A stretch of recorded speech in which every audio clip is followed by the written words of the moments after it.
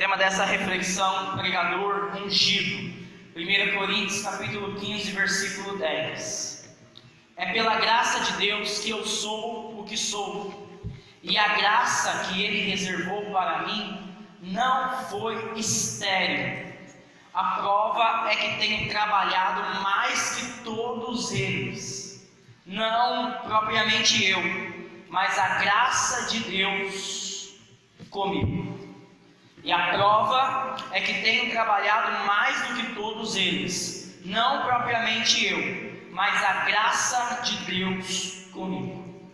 Quando eu penso nesse tema pregador ungido, eu sou inclinado a pensar na figura de São Paulo, que depois de Cristo, ninguém evangelizou mais do que São Paulo. Ele próprio vai falar isso na palavra.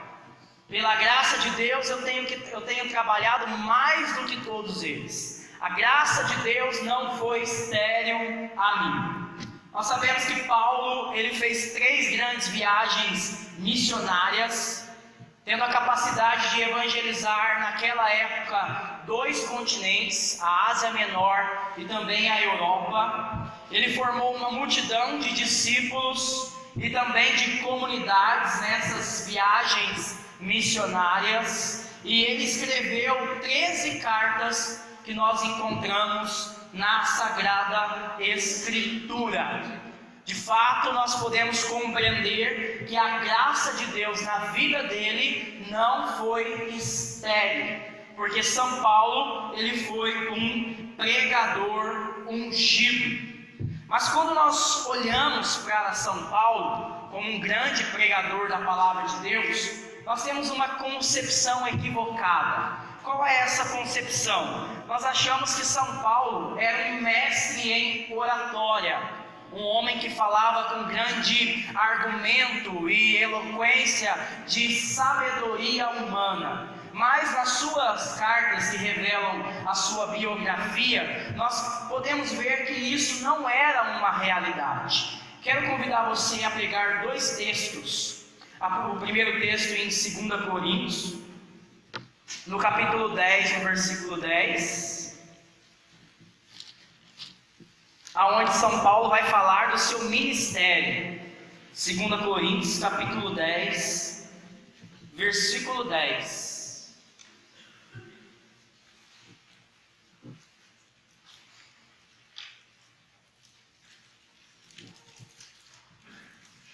Pois há quem diga, as cartas são severas e enérgicas, igual a pregação do Jesué, mas a presença física é fraca.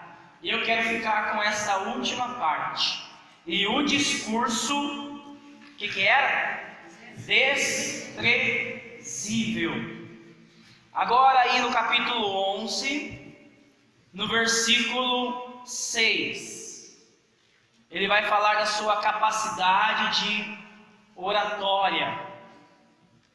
Mesmo no capítulo 11, no versículo 6, mesmo que seja inábil na arte de falar, não sou quanto ao conhecimento. Então nós sabemos que São Paulo, ele tinha um grande conhecimento das Sagradas Escrituras. Ele estudou aos pés de Gamaliel, ele era um fariseu convicto, que tinha um grande conhecimento da palavra de Deus, mas quanto à sua capacidade de oratória, ele mesmo vai falar que o seu discurso, por muitas vezes, era um discurso desprezível, aonde ele não tinha muita facilidade para falar. Olhando para aqui, nós podemos entender por que o jovem Eutico dormiu na pregação de São Paulo. Porque São Paulo, ele não tinha uma grande capacidade de atrair as pessoas por palavras bonitas. Mas o segredo de São Paulo não estava na capacidade de falar. O segredo de São Paulo estava na sua pregação. A sua pregação era uma pregação ungida. E aí convido você a voltar à primeira carta aos Coríntios, no capítulo 2. Primeira carta aos Coríntios, no capítulo 2, no versículo 1. Fazendo esta breve biografia do ministério de pregação de São Paulo. E ele vai revelar essa realidade. Quando ele começa a falar: irmãos, quando fui até vós anunciar-vos o mistério de Deus, não recorri à oratória ou ao prestígio da sabedoria, pois entre vós não julguei saber coisa alguma, a não ser Jesus Cristo e este crucificado. Uma pregação querigmática. Aliás, estive junto de vós com fraqueza e receio e com muito temor. Então São Paulo, ele não era um super-herói. Muitas vezes nós achamos isso quando vemos a coragem, a ousadia de São Paulo. Nós achamos que ele não tinha nenhuma dificuldade em apresentar o mistério do Evangelho, de pregar a palavra. Mas pelo contrário, ele vai falar pelas experiências que todos nós que somos pregadores passamos. De ter dor de barriga, de ficar com muito medo, de ficar ansioso, nervoso. E ele vai falar: olha, eu tenho muito medo, temor, eu não vou recorrer à capacidade de oratória, porque eu não tenho, não vou recorrer também ao meu conhecimento, porque lá em Atenas, quando ele recorreu ao conhecimento, ele foi caçoado e chamado de tagarela. Então, ele vai voltar-se para uma outra realidade, e ele vai descobrir aonde está a eficácia da pregação. E aí ele vai falar no versículo 4: também a minha palavra e a minha pregação não se apoiavam na persuasão da sabedoria, mas eram uma demonstração do poder do Espírito, para que a vossa fé se baseasse no poder de Deus e não na sabedoria humana. A pregação de São Paulo era uma demonstração do poder do Espírito Santo. Ou seja, a eficácia da sua pregação estava que São Paulo vivia debaixo da unção de Deus, sobre a ação do Espírito Santo de Deus. E aí eu quero fazer uma pergunta para você: a sua pregação é uma demonstração do poder do Espírito? Quando você prega o Evangelho, as pessoas estão experimentando a ação do Espírito Santo? As pessoas estão sendo impactadas pela pregação do Evangelho? As pessoas estão se rendendo a Cristo? As pessoas estão abrindo mão de uma vida de pecado? As pessoas estão experimentando os sinais que acompanham aqueles que creem e pregam a palavra, curas, prodígios, milagres. Você tem visto em suas pregações essa demonstração poderosa do Espírito Santo? Então o Papa Paulo VI, na encíclica Evangelii Nuntiandi, no capítulo 75, ele vai trabalhar essa realidade da vida de São Paulo. E ele vai dizer: nunca será possível haver uma evangelização sem a ação do Espírito Santo. E ele diz: as técnicas de evangelização são boas, mas ainda as mais aperfeiçoadas não poderiam substituir a ação discreta do Espírito Santo.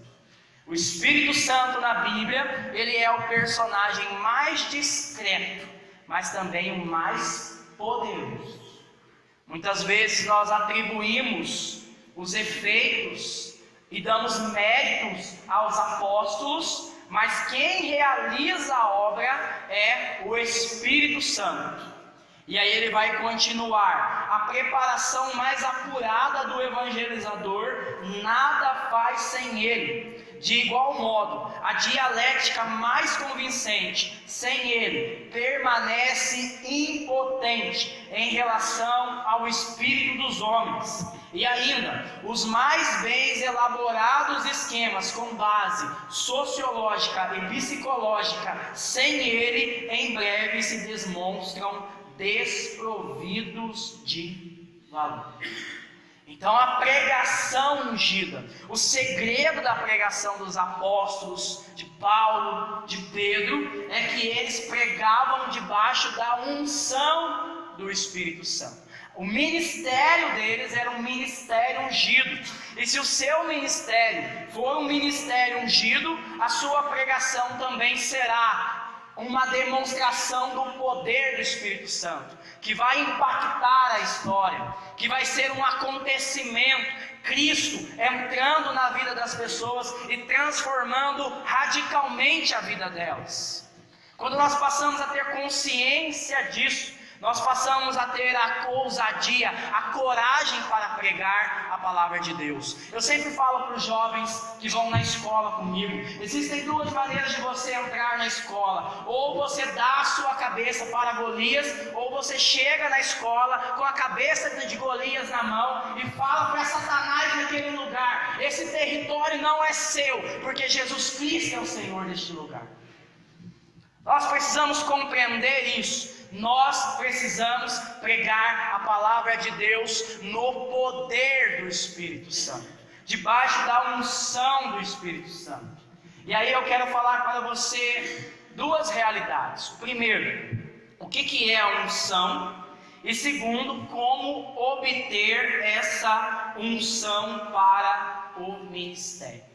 Para compreender o que é a unção, convido você a pegar Lucas no capítulo 4, no versículo 18.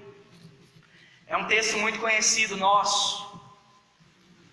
Lucas 4, no versículo 18.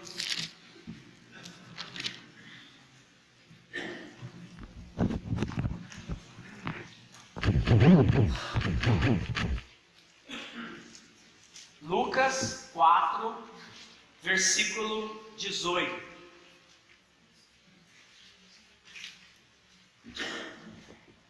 O Senhor vai falar do seu ministério.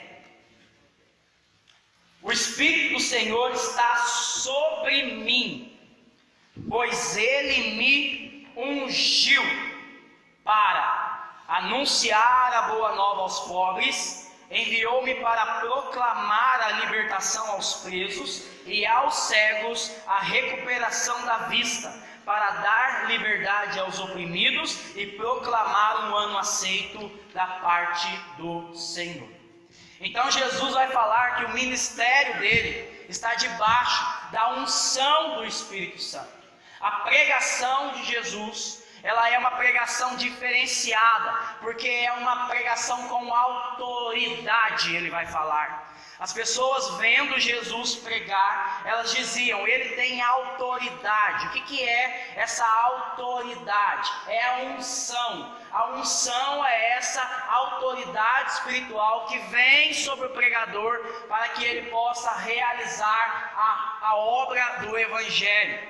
Para você entender, imagina que nós estamos num engarrafamento, muitos carros passando e de repente vem um policial que tem uma autoridade para trabalhar e ele chega diante dos carros e ele estende a mão e todos os carros param.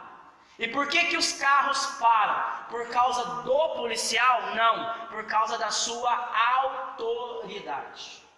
Então nós precisamos possuir essa unção, essa autoridade espiritual, para tornar a nossa pregação uma palavra viva e eficaz. Uma palavra que não é apenas uma teoria, mas uma palavra que tem poder de realizar aquilo que está sendo pregado.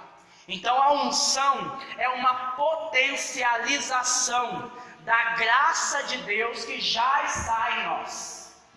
Todos os cristãos possuem o Espírito Santo, mas nem todos os cristãos possuem a unção. Todos os pregadores possuem o Espírito Santo, mas nem todos os pregadores pregam de forma ungida. Uma coisa é você ter o Espírito Santo dentro de você, uma coisa é você ter o Espírito Santo sobre você. Então a imagem que é trazida nesse texto é a imagem do povo caminhando no deserto, onde a nuvem do Senhor estava sobre o povo, e a mão de Deus protegia o povo contra os inimigos, dava descanso diante do sol escaldante, e realizava no meio do povo prodígios, sinais e milagres, pois Deus caminhava com o seu povo. Quando nós começamos a pregar debaixo dessa unção, é entender isso: eu já não vou mais sozinho no meu ministério, Deus está comigo. A unção dele vai à frente, a unção dele é capaz de realizar, de atestar com sinais, aonde eu prego aquilo que o Senhor colocou no meu coração. A unção, basicamente, ela serve para 4 coisas. Primeiro, para que você possa fazer aquilo que você jamais faria. Então, quando você começa a andar debaixo da unção, você consegue fazer coisas extraordinárias no poder do Espírito Santo. Segundo, para que você possa ir aonde você jamais iria. Então, aonde você fala é o meu limite, quando a unção vem, Deus te leva além. Ele arranca cercas. Muitas vezes nós colocamos limites no poder de Deus, mas quando a unção vem, ela nos empurra, ela nos impulsiona e ela nos leva além. Terceiro, a unção serve para que você possa conquistar aquilo que você jamais conquistaria. E quarto, a unção serve para que você possa ser aquilo que você jamais seria. Então nós podemos tirar um exemplo isso de quando o Senhor olha para Gedeão. O Senhor olha para Gedeão e fala para ele: valente guerreiro. E Gedeão vai olhar para trás para ver com quem o Senhor está falando, e o Senhor vai falar para ele: é com você mesmo. E Gedeão, ele não era um valente guerreiro, ele não era um homem de guerra, ele estava trabalhando. Mas o Senhor vai falar para ele: vai com a força que você tem, e com 300 ele vai destruir os inimigos. Por quê? Porque debaixo dele estava a unção, para que ele pudesse fazer, para que ele pudesse ser, para que ele pudesse conquistar aquilo que ele jamais conquistaria. Por isso o Senhor fala: o Espírito do Senhor me ungiu.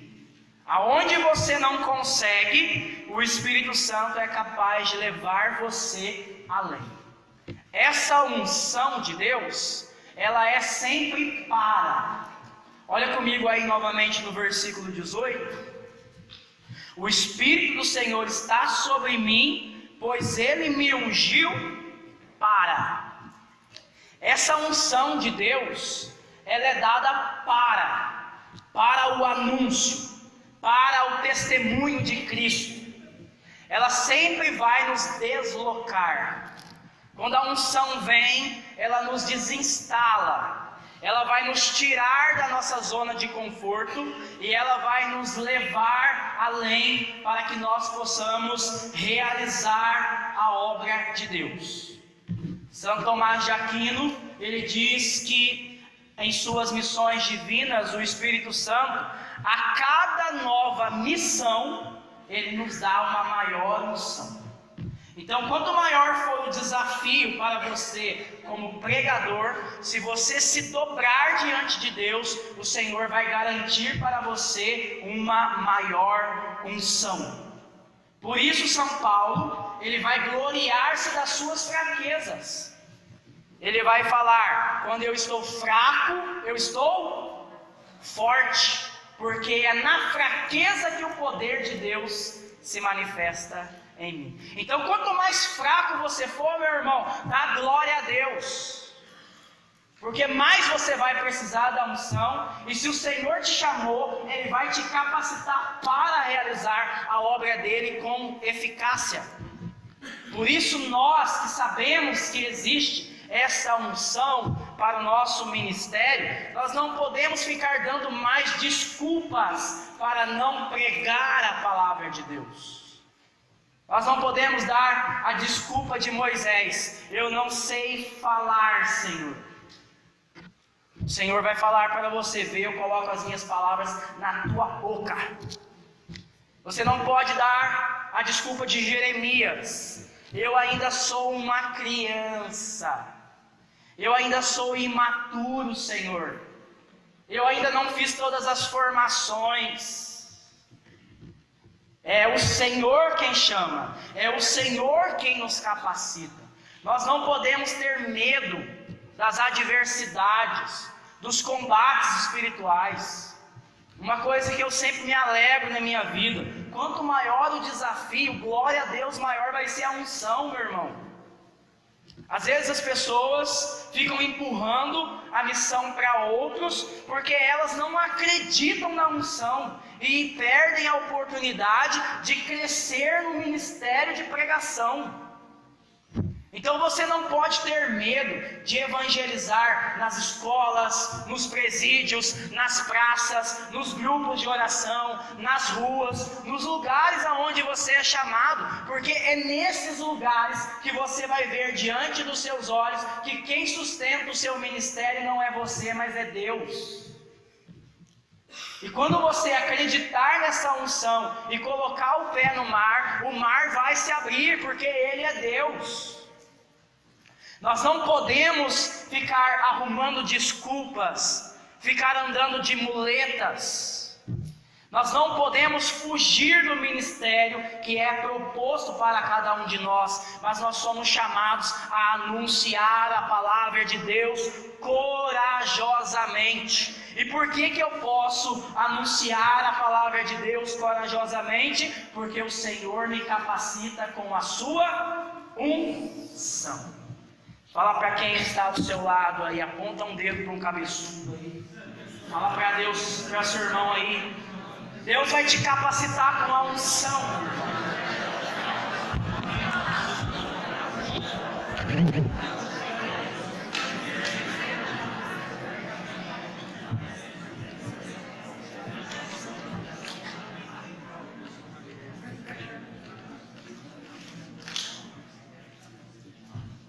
Feita essa primeira consideração, quero fazer uma segunda: como obter a unção?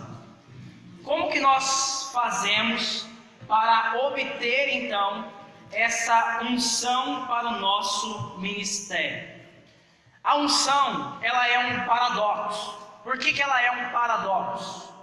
Porque ela não pode ser adquirida por méritos humanos. Lá em Atos dos Apóstolos, no capítulo 8, no versículo 19, nós temos o exemplo de Simão Mago, que vendo a unção e a autoridade através do ministério de São Pedro, ele queria comprar a unção, ele queria comprar o Espírito Santo. E Pedro vai repreender ele severamente por causa dessa ideia louca. Então nós não podemos comprar a unção, porque a unção vem de Deus.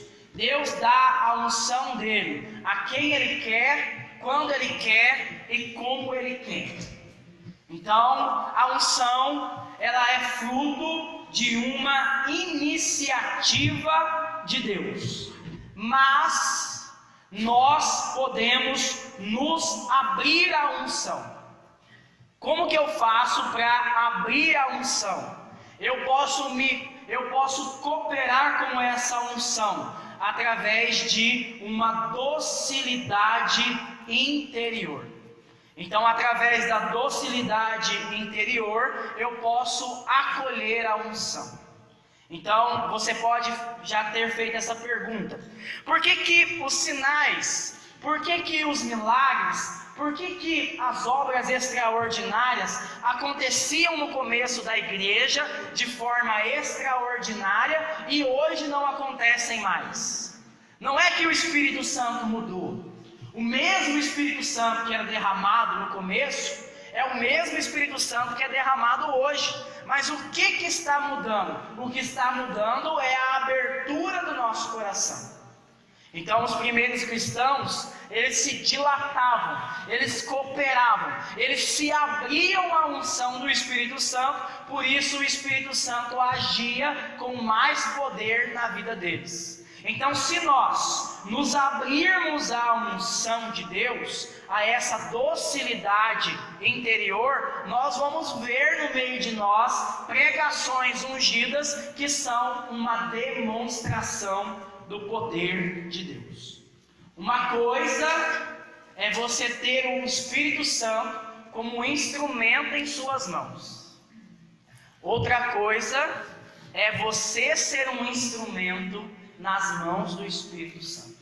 Então nós precisamos entender isso. Eu preciso cooperar com a vontade, a iniciativa da graça de Deus, o Espírito Santo de Deus em mim. E eu quero falar para você de 5 elementos que nos ajudam a nos abrirmos, a nos cooperarmos com a unção de Deus. O primeiro elemento é ter um coração contrito e humilhado.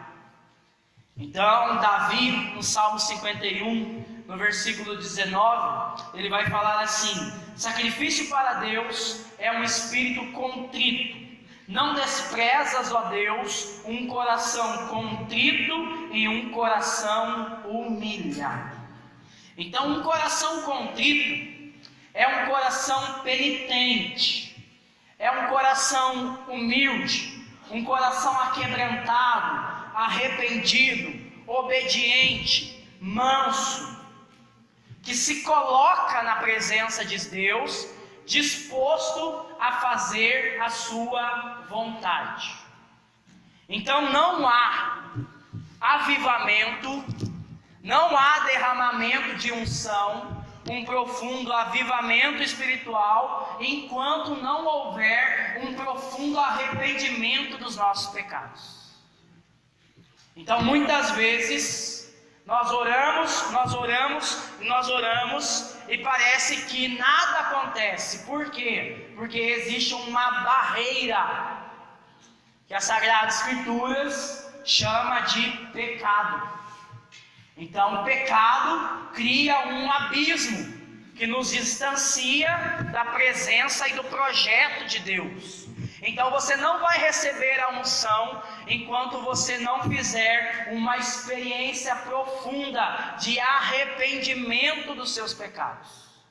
Então eu quero falar para você que é pregador, a primeira pessoa que Deus quer converter, quando chama você para a pregação, é você mesmo.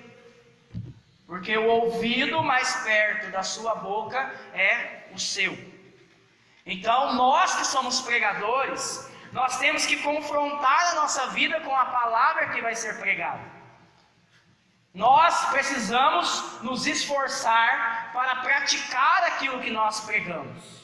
Nós temos que ser os primeiros a serem constrangidos, impactados por essa palavra.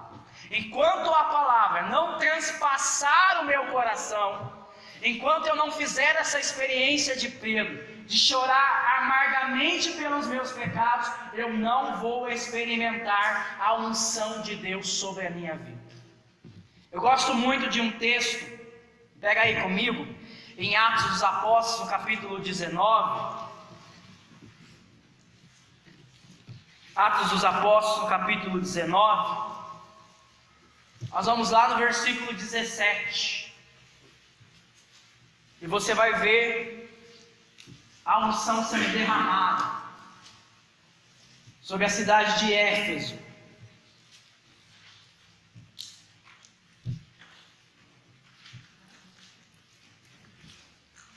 Um dos grandes avivamentos que Paulo experimentou na sua vida.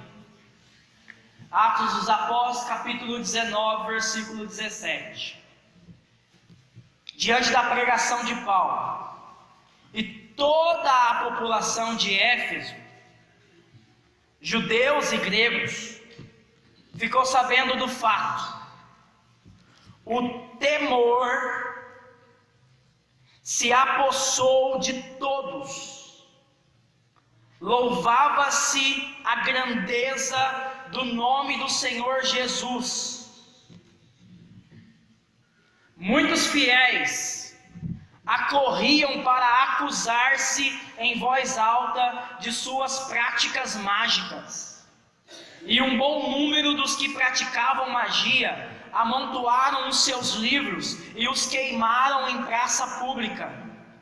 O valor desses livros foi calculado em 50.000 moedas de prata. Assim, a palavra do Senhor crescia e se firmava com grande poder. O que vai acontecer na pregação de São Paulo? As pessoas que ouviam a pregação de Paulo vão ser tomadas por um grande temor, um temor diante da santidade de Deus. E eles começavam a louvar essa santidade de Deus, e ao mesmo tempo que eles começaram a louvar a santidade de Deus, eles começaram a ter um profundo arrependimento pelos seus pecados. Tenta imaginar isso, as pessoas correndo em praça pública, gritando em voz alta os seus pecados. Eu sou pecador, eu sou pecador, eu sou pecador, porque o Espírito Santo vem para acusar o mundo em relação ao seu pecado, a justiça e o julgamento.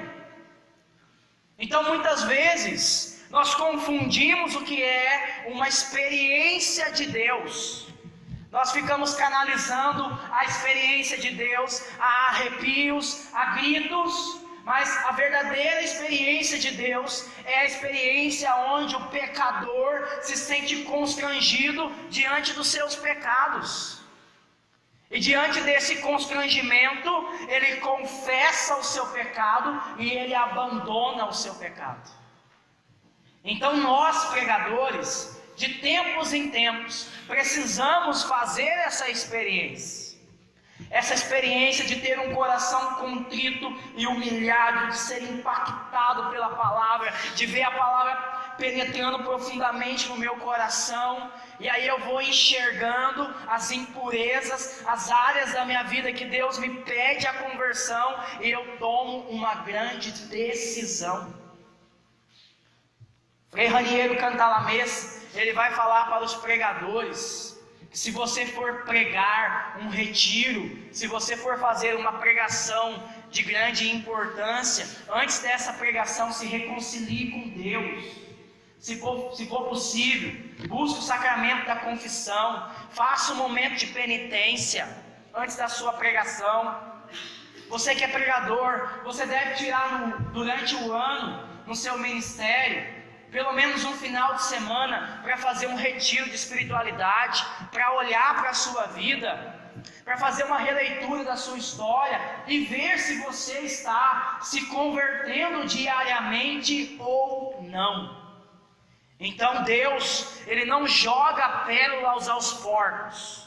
Ele não vai derramar unção sobre o seu ministério, sobre a sua comunidade, sobre o lugar aonde você prega, se você não estiver disposto a experimentar uma profunda experiência de conversão.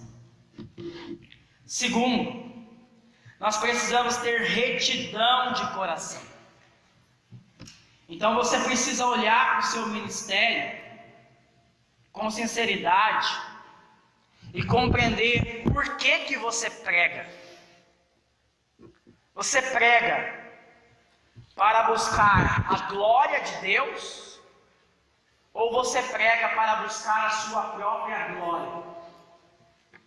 Você prega porque você ama Jesus Cristo, ou você tem pregado porque você não quer ficar mal com o seu coordenador?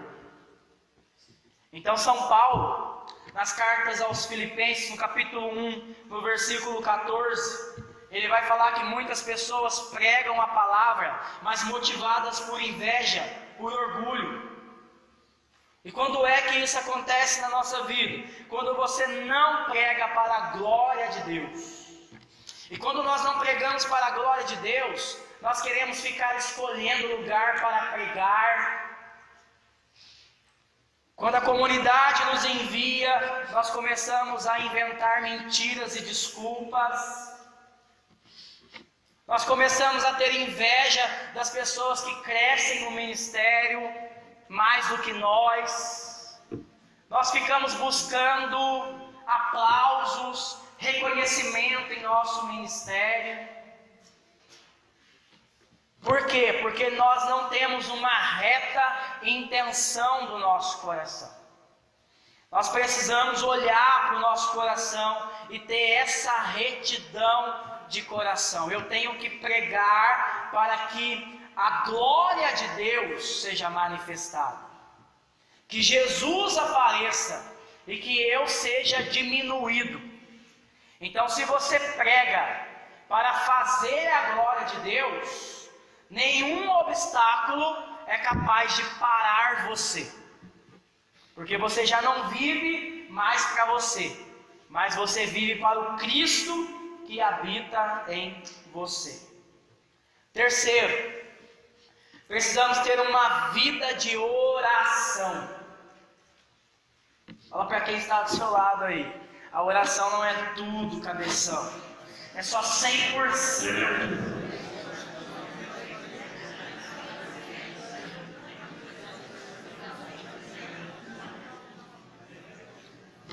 Irmãos, muitas vezes a gente quer o bônus. O que é o bônus? Eu quero ser chamado para pregar na formação da minha comunidade, eu quero pregar grandes retiros, eu quero pregar e acontecer sinais, milagres. Nós queremos a unção, mas nós não estamos dispostos a pagar o preço para ter a unção. Para receber essa unção, você precisa estar disposto a não querer só o bônus, mas também o ônus. Porque o Senhor fala que se o grão de trigo cai na terra e não morre, ele fica só. E quando você não entender isso, eu preciso morrer mais para mim. Eu preciso abrir mão de alguns prazeres. Eu preciso abrir mão do meu cansaço para buscar mais a presença de Deus. Você não vai experimentar a unção. As grandes batalhas espirituais, elas vão acontecer na sua vida nos momentos que você estiver mais cansado. Quando o Espírito Santo falar para você, vai orar. É lá que você precisa entender. É nesses momentos que nós ganhamos a unção. Nós precisamos dobrar o joelho e gastar tempo na presença do Senhor. Acordar de madrugada se preciso for, fazer vigílias, orar com a comunidade. Orar mais, buscar o Senhor, ter fome da glória de Deus, da presença dEle. Eu preciso me decidir a ser um pregador orante, a ter uma vida de oração. Porque é na oração que você vai ganhar a unção para o ministério. Quando você começa a orar, o Espírito Santo faz em você 3 coisas, que eu chamo de 3 Cs da oração. O Espírito Santo te convence, tornando você convicto. O Espírito Santo te converte à pregação que você vai fazer. E o Espírito Santo te capacita. Ele te dá a unção. Então ele trabalha nesses degraus. Ele vai te convencer por uma experiência de convicção na oração. Ele vai te converter diante da palavra que está sendo pregada. E ele vai te dar a capacitação. Ele vai elevar o seu espírito. E isso não acontece sem termos uma vida de oração. Quarto ponto, para que nós possamos adquirir essa unção, nos abrir a unção do Espírito Santo. Missão. Então o Papa Paulo VI, ele fala que é na missão que o Espírito Santo mais age. A missão para nós é campo de crescimento espiritual. É na missão que você vai ver diante dos seus olhos os prodígios, sinais e milagres, porque a unção é para que você possa anunciar a palavra de Deus. Então você precisa se abrir à missão, você precisa ser um missionário. E eu quero falar uma coisa para você: os grandes presentes que Deus quer te dar, as bênçãos, a unção, ela vem disfarçada de serviço. A missão que a comunidade confere para você. E você precisa se abrir à missão para experimentar a unção que vem de Deus. E quinto, para encerrar, para que você possa obter essa unção, pregue sempre na evidência do batismo no Espírito Santo. O que é pregar sempre na experiência, na evidência do batismo no Espírito Santo? Quando você for pregar, prepare o caminho para que a experiência de Deus aconteça.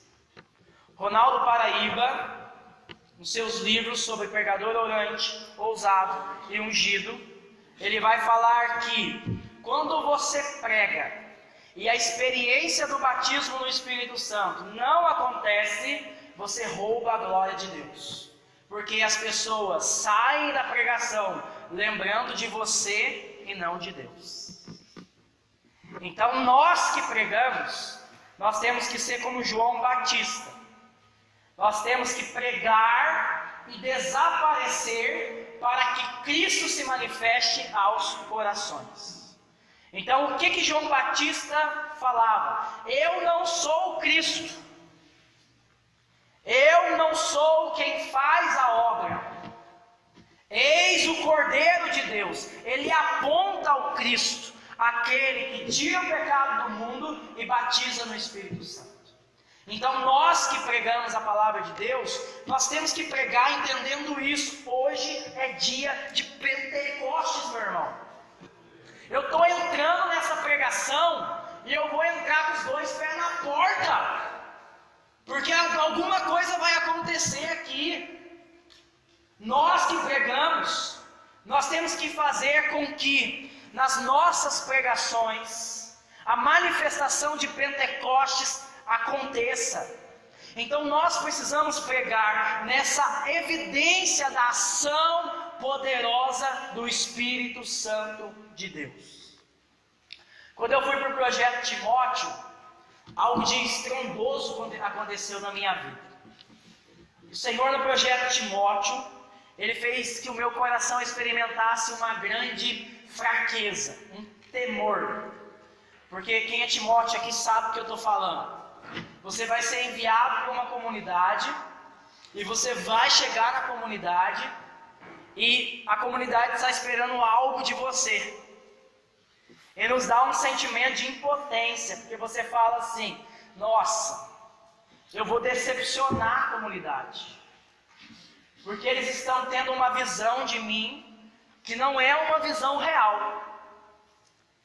Então eu comecei a mergulhar na oração e comecei a passar por esses elementos, buscando uma conversão mais profunda, buscando uma retidão de coração, buscando ter uma vida de oração.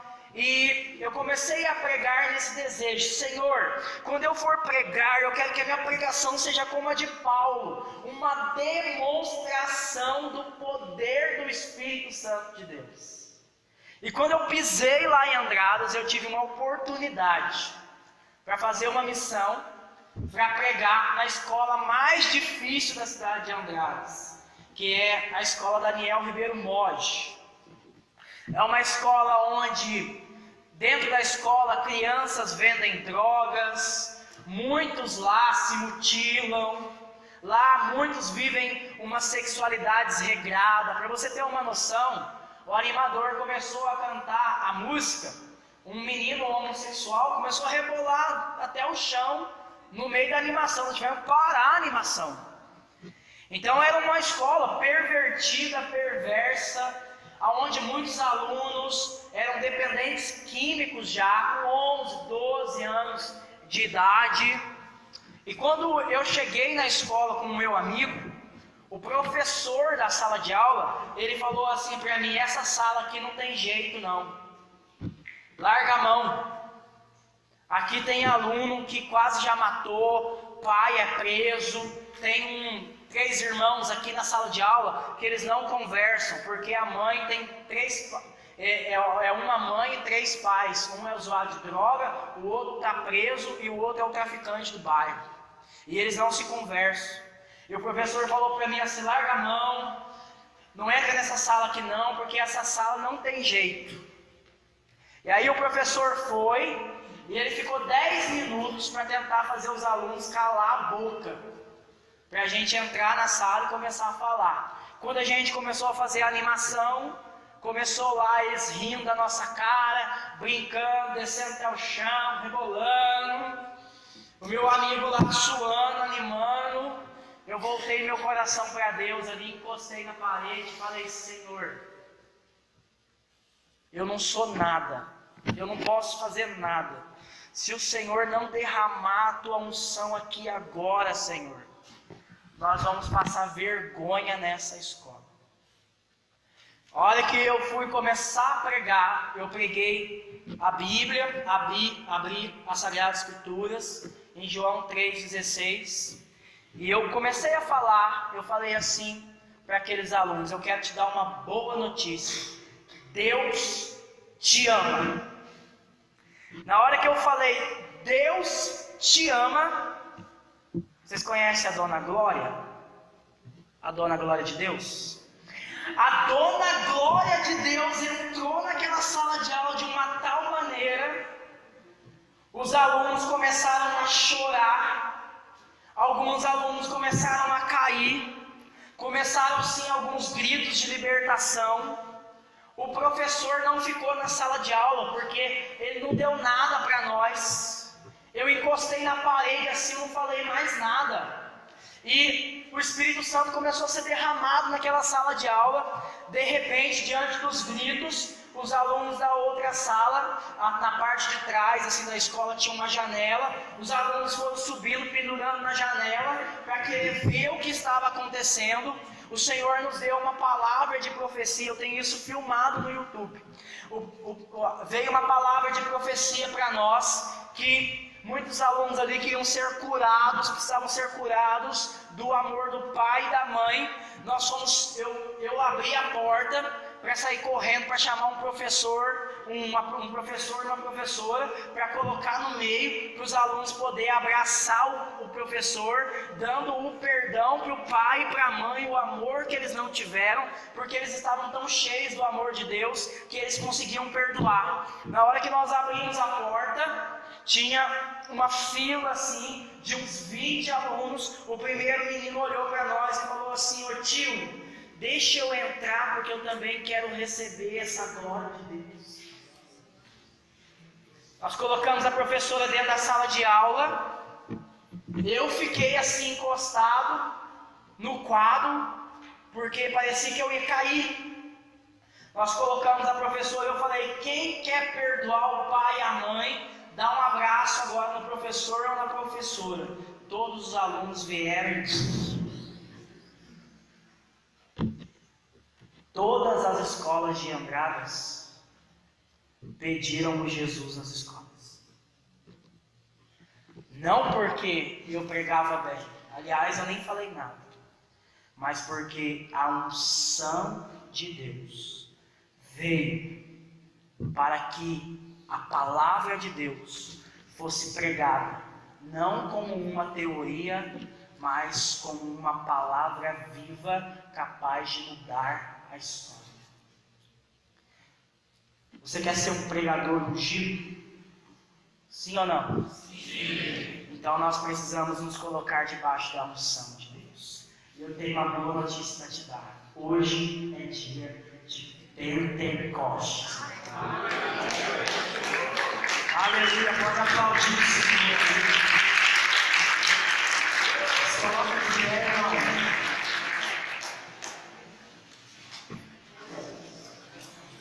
Coloque a mão no seu coração, feche um pouquinho os teus olhos. Me ajuda a cantar esse louvor que veio o Espírito Santo falando no meu coração aqui. Estou a esperar. Quem sabe ajuda aí. Uma unção maior. Estou a esperar. Uma unção maior. Preciso de ti.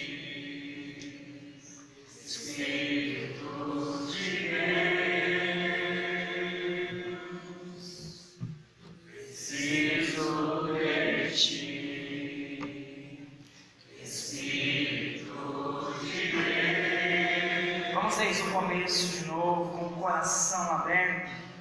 Estou a esperar uma unção maior. Uma unção maior. Estou a esperar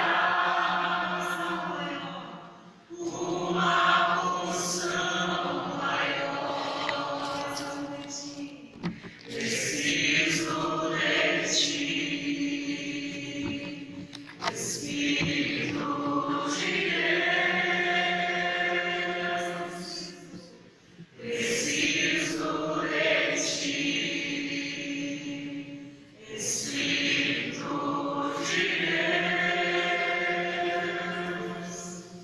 Eu quero ver o teu poder agindo aqui. Eu quero ver o teu poder agindo em mim. Eu quero ver o teu poder agindo aqui. Eu quero ver o teu poder agindo em mim. Vamos começar a clamar como quem quer ver Deus agindo, como quem quer, quem precisa, quem necessita.